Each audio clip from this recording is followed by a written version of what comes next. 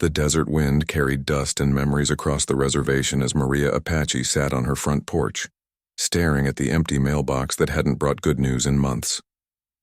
At 34, she felt like life had handed her nothing but closed doors and broken promises. Her small house on the Mescalero Apache Reservation in New Mexico seemed to shrink around her each day, filled with unpaid bills and the echo of dreams that never came true. Maria had always been a fighter.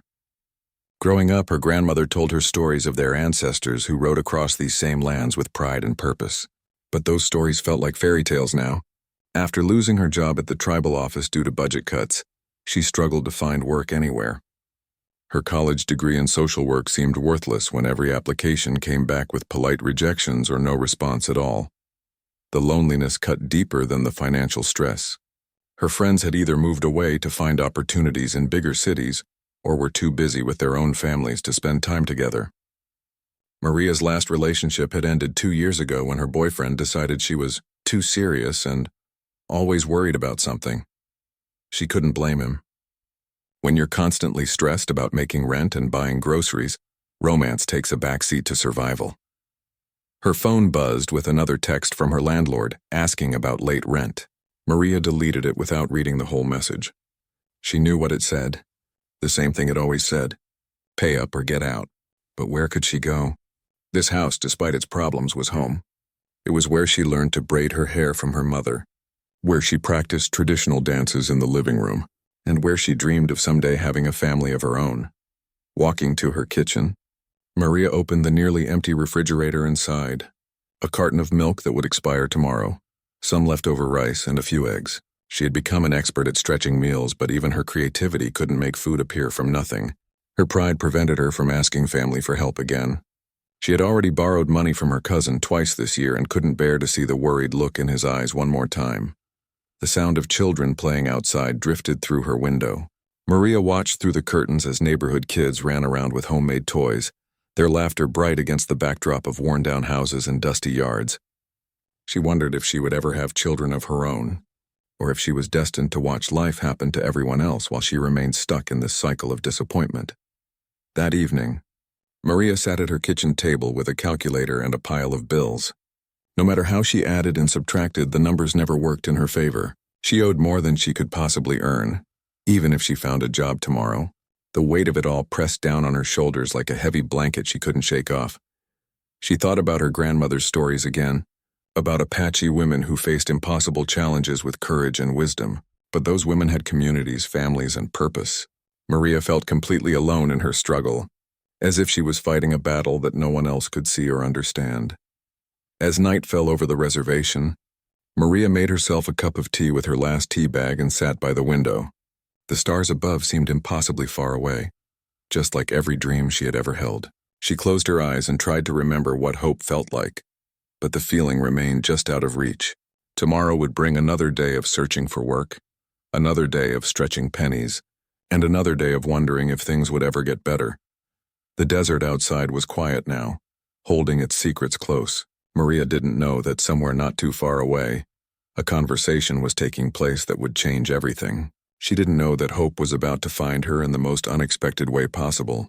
For now, she simply sat in the darkness, gathering strength for another day of survival, unaware that her life was about to take a turn she could never have imagined. Robert Two Bear's house sat like a welcoming embrace among tall cottonwood trees, its blue paint faded but dignified. Maria approached the front door nervously, wondering if she was making a mistake. Before she could knock, the door opened to reveal a man in his 70s with silver braids and laugh lines around his eyes. "You must be Maria," Robert said warmly. "Joseph told me you would be coming. Please come in. We are just having coffee."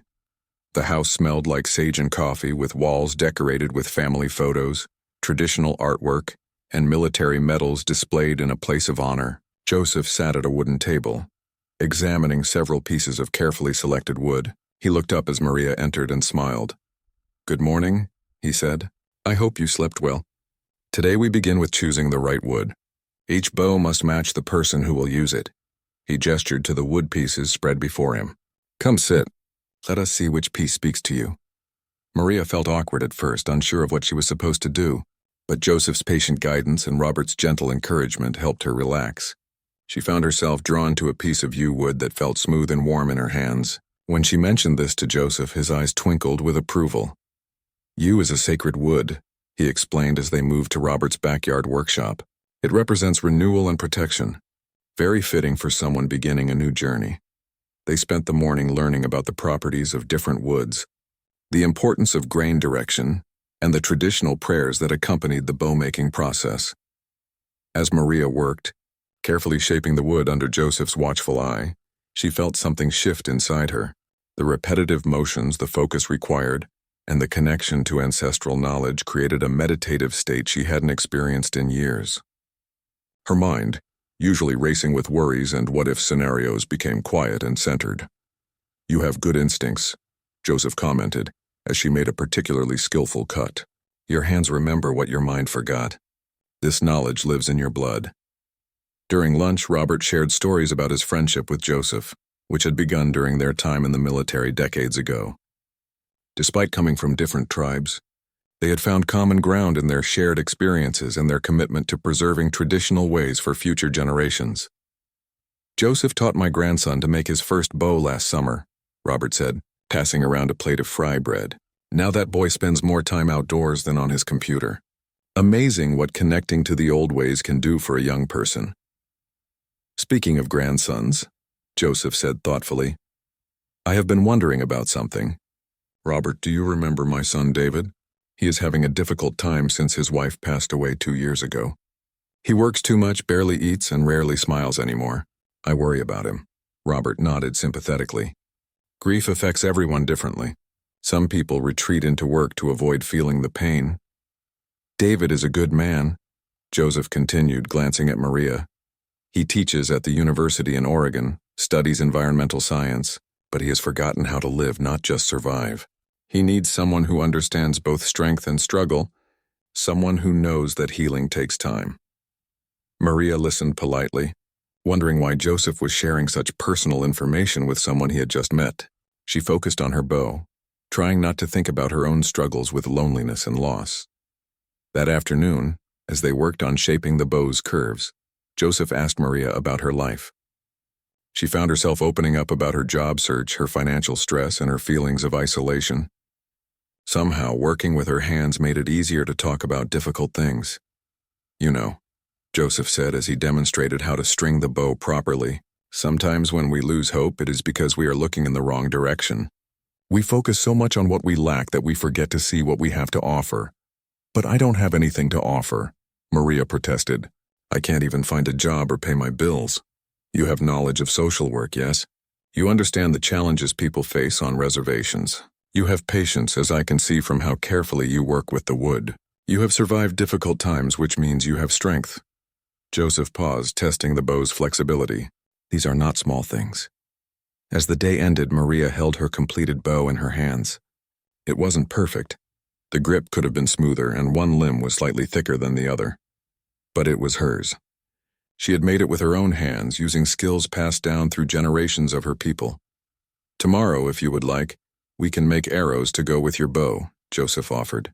"And perhaps you could help me with something. I need to write a letter, but my handwriting is not what it used to be. Would you be willing to help an old man with his correspondence?"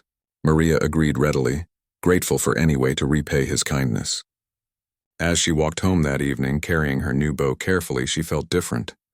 The problems waiting at home hadn't changed, but something inside her had shifted. She had remembered that she was capable of creating something beautiful, something meaningful.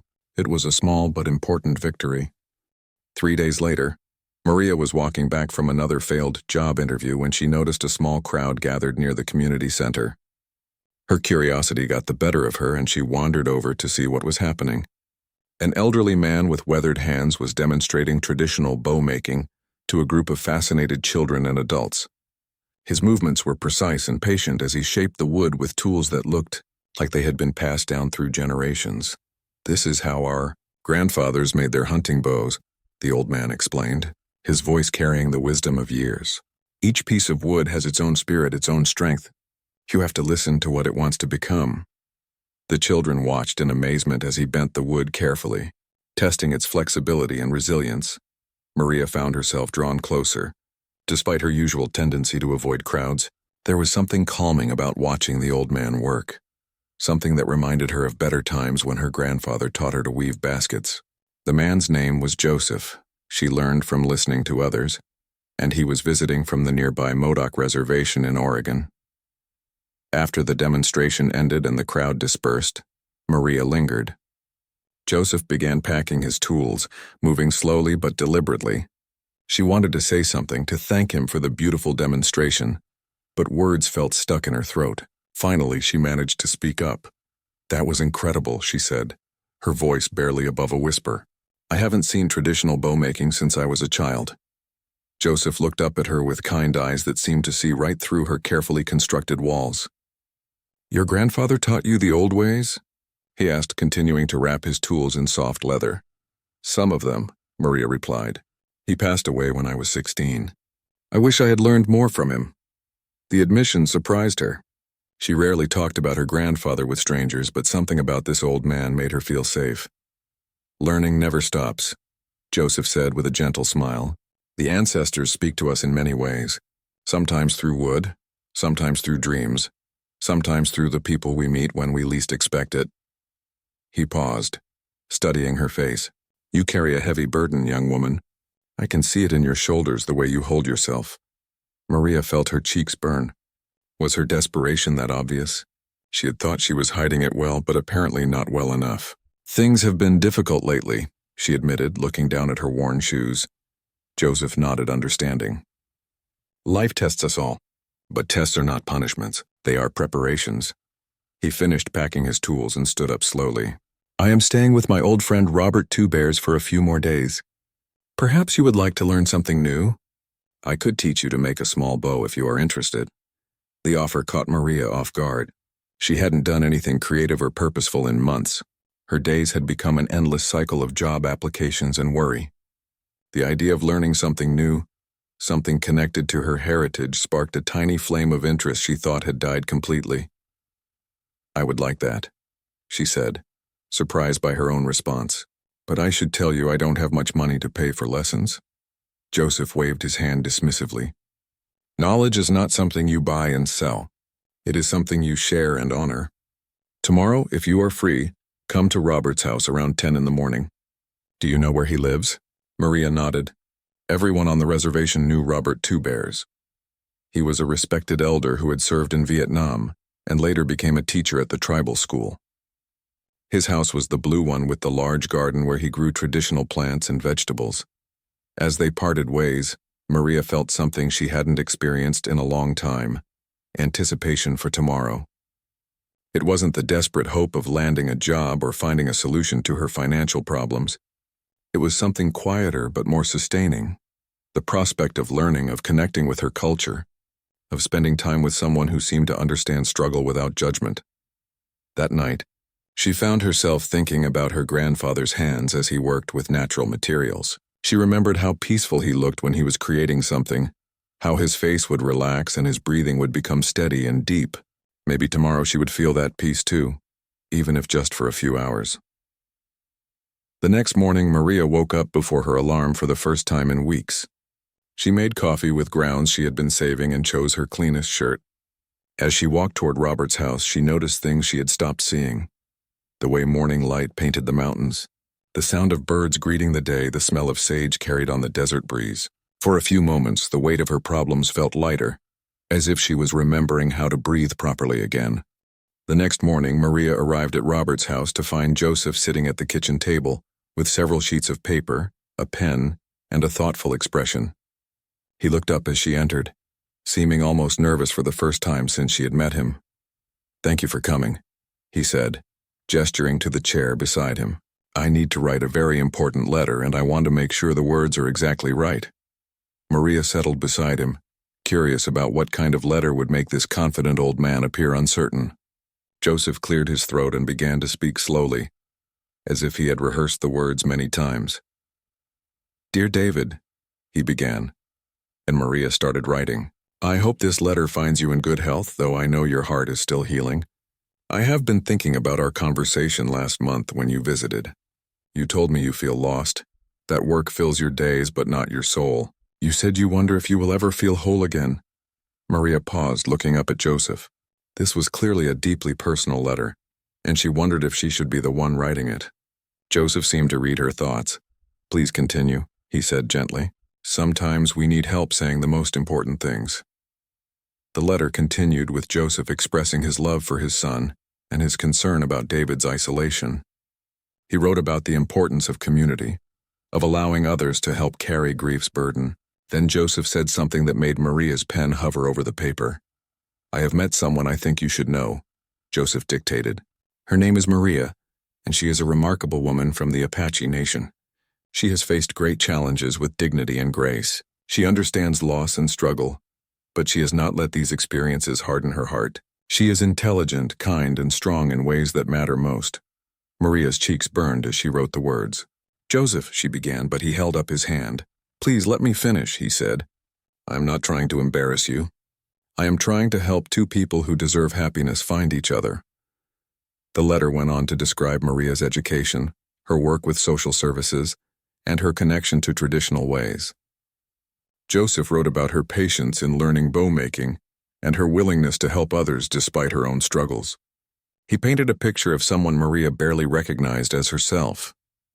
I know this may seem unusual, the letter continued, but I believe sometimes the ancestors guide us to the people we need to meet. Maria will be helping me deliver this letter in person. I hope you will take time to get to know her. She is the kind of woman who makes the world brighter simply by being in it. When the letter was finished, Maria sat in stunned silence. Joseph had essentially written a letter introducing her to his son as a potential romantic partner. It was the most forward, unexpected thing anyone had ever done for her. Joseph, she said finally, I can't possibly deliver this letter. It's too presumptuous. What if your son thinks I put you up to this? What if he's not interested in meeting anyone? Joseph smiled patiently. What if he is lonely just like you? What if he has been hoping for someone to understand his struggles? What if this is exactly what both of you need? But what if it isn't? Maria countered. What if I'm not what he's looking for? What if I disappoint him? What if you spend your whole life asking what if instead of finding out what is? Joseph interrupted gently. Fear keeps us safe, but it also keeps us small. You have spent too long being small, Maria. Robert, who had been listening from the kitchen, brought over a fresh pot of coffee. You know, he said, settling into a chair. I met my wife because her grandfather thought we would be good together. I was terrified to meet her. Spent 3 days working up the courage to knock on her door, but that fear led to 42 years of happiness before she passed. David lives in Eugene, Joseph continued. It is a beautiful drive through the mountains. I had planned to visit him this weekend anyway. You could come with me, help an old man with the driving and see a new place. No pressure to do anything except deliver the letter and maybe have dinner together. Maria felt torn between terror and curiosity. The sensible part of her mind listed all the reasons this was a bad idea. She didn't know David, had no money for travel, and couldn't afford to waste time on romantic fantasies when she needed to focus on finding work. But another part of her, a part that had been silent for too long, whispered that maybe Joseph was right. Maybe she had been so focused on surviving that she had forgotten about living. If I go, she said slowly, it's just to help you with the driving and to be polite. I'm not expecting anything to happen. Joseph's eyes twinkled with something that looked suspiciously like mischief. Of course, he said. Just helping an old man visit his son. Nothing more. But as Maria helped him prepare for the journey over the next 2 days, she found herself paying attention to things she hadn't cared about in months. She washed her hair with the last of her good shampoo, chose her nicest dress, and even borrowed lip gloss from her neighbor. She told herself she was just being respectful, but deep down she knew she was hoping. For the first time in years, she was allowing herself to hope for something beyond mere survival. 6 months later, Maria stood in David's kitchen preparing breakfast, while he tended to his expanded garden outside. The morning sun streamed through windows she had helped him install new curtains on. Curtains they had sewn together from fabric that honored both Apache and Modoc traditions. The house felt like home now, filled with the sounds and scents of two lives becoming one. The transformation hadn't happened overnight. After that first meeting, Maria had returned to New Mexico with Joseph, but she and David had started writing letters and calling each other regularly. Their relationship grew slowly and naturally. built on shared understanding and genuine affection rather than desperation or convenience. David had visited the Mescalero Reservation twice, meeting Maria's family and learning about her community's challenges and strengths. He had been impressed by her knowledge of social services and her deep connections to tribal traditions. When the University of Oregon offered Maria a position coordinating their new Native American student support program, it felt like the universe was conspiring to bring them together. The ancestors work in mysterious ways, Joseph had said with a satisfied smile when they told him about Maria's job offer. Sometimes they use university hiring committees to accomplish their plans. Moving to Oregon had been scary but exciting. Maria brought her few possessions and her handmade bow, which now hung in a place of honor in David's living room. She had found not just employment but meaningful work that used all her skills and experience. Helping young Native students navigate college life felt like a perfect combination of her social work background and her own journey of overcoming obstacles. David appeared in the kitchen doorway, dirt on his hands and a smile on his face. "The corn is coming along beautifully," he announced. "And the beans your cousin sent are already climbing the stalks. I think we're going to have an amazing harvest this year." They had planned their garden together, combining traditional plants from both their cultures with vegetables they could preserve for winter. Working the soil side by side had become one of their favorite shared activities, a time for quiet conversation and comfortable silence.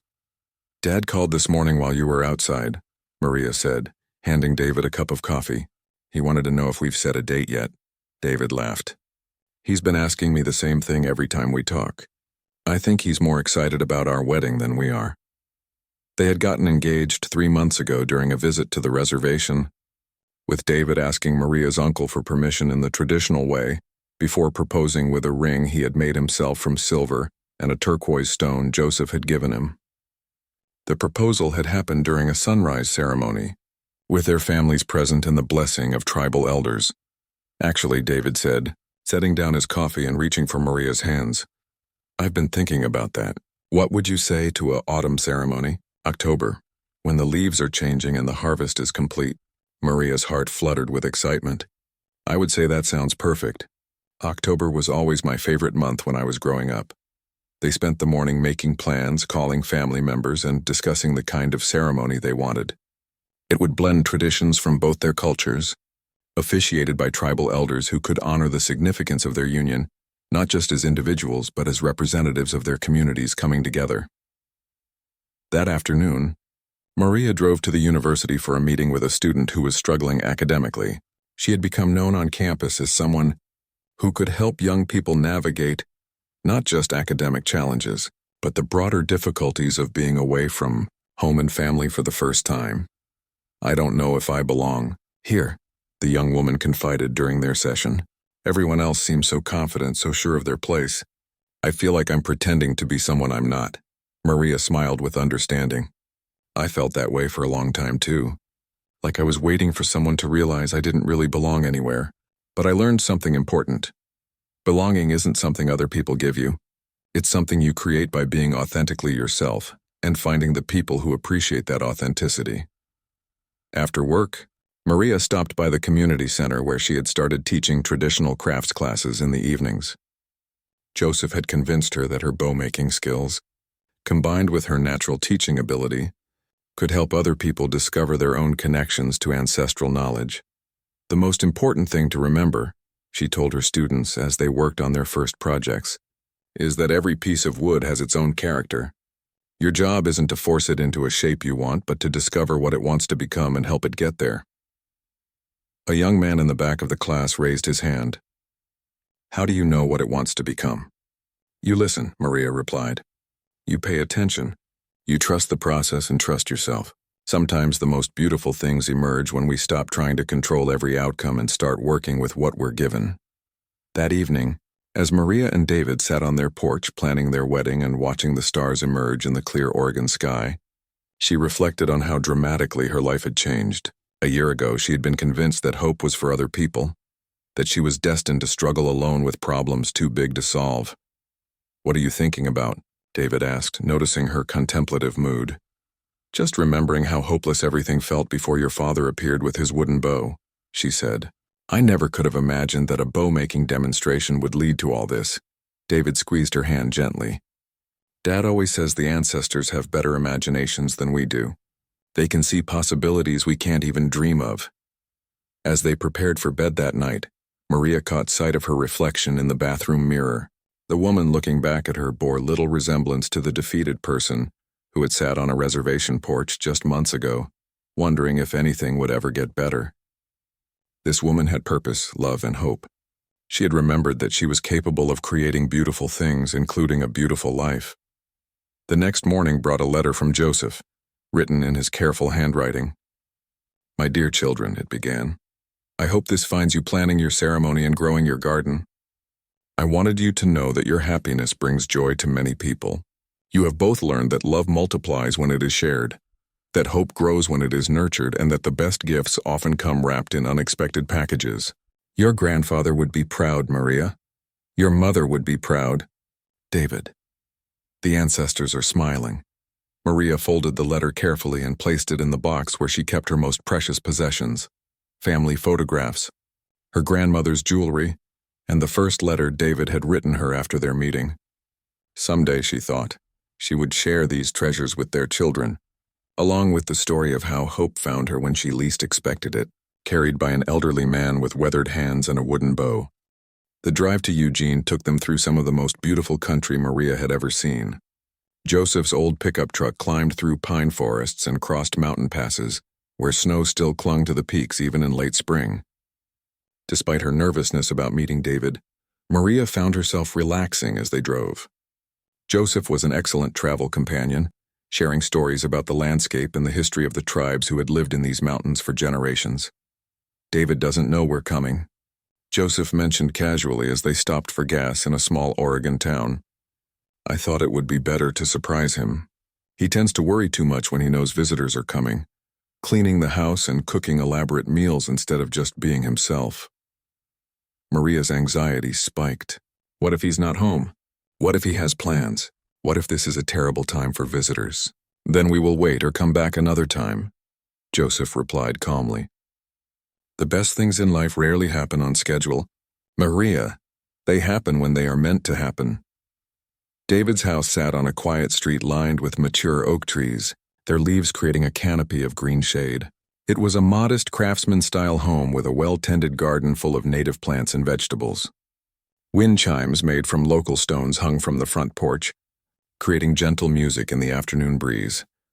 Joseph knocked on the door while Maria stood slightly behind him, clutching the letter and fighting the urge to run back to the truck. After a few moments, the door opened to reveal a man in his early 40s with kind eyes and tired shoulders. David was tall and lean, with calloused hands that suggested he spent time working outdoors. His face lit up with surprise and genuine joy when he saw his father. "Dad," he exclaimed, embracing Joseph warmly. "What are you doing here?